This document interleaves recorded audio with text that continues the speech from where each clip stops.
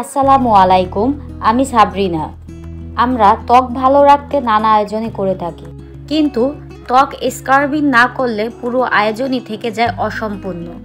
আজ আপনাদের সাথে কথা বলবো ত্বকের এক্সফোলিয়েট নিয়ে।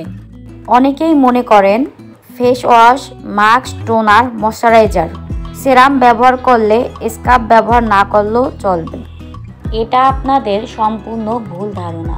ত্বক এক্সফোলিয়েট করলে ত্বক সংক্রান্ত অনেক সমস্যা দূর হয়ে যায়। স্ক্রাবিং ত্বক ফর্সা করার সবচেয়ে কার্যকরী উপায়। স্ক্রাবিং ত্বকের ব্ল্যাক হেডস দূর করে, দাগ দূর করে এবং ত্বকের ছিদ্রে জমে থাকা ময়লা পরিষ্কার করে। পাশাপাশি রুক্ষ ত্বক কোমল করে এবং ত্বকের মৃত কোষ দূর করে। আশা করি সবাই স্ক্রাবিংয়ের গুরুত্ব বুঝতে পেরেছেন। চলুন আজকে আপনাদের সাথে একটা DIY স্ক্রাবিং শেয়ার করি।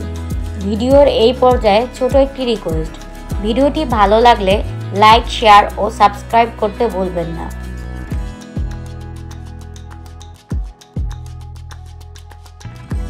আমি প্রথমেই নিয়ে নিচ্ছি একটা বাটিতে 2 চামচ চালের গুঁড়ো। চালের গুঁড়ো ত্বক ভিতর থেকে পরিষ্কার করে, ত্বকের মৃত কোষ দূর করে। এটি ত্বককে নরম ও মসৃণ করতে সাহায্য করে। এরপর দিয়ে দিচ্ছি 1 চামচ চিনি।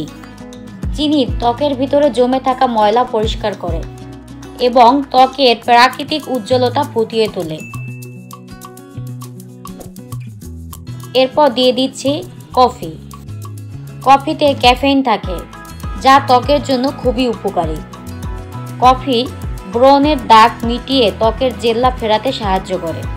এছাড়াও কফি ত্বকের ট্যান দূর করতে সাহায্য করে।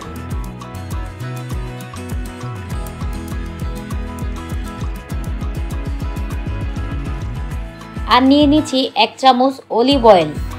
অলিভ অয়েল ত্বক পরিষ্কার রাখতে সাহায্য করে, বয়সের ছাপ দূর করতে সাহায্য করে। এছাড়াও ত্বকের আর্দ্রতা রক্ষা করে। স্বাস্থ্যসম্মত এবং হাইজিন মেনটেন করার জন্য দিয়ে দিচ্ছি একটুখানি শাওয়ার জেল। শাওয়ার জেল না থাকলে আপনারা শ্যাম্পু ব্যবহার করতে পারেন।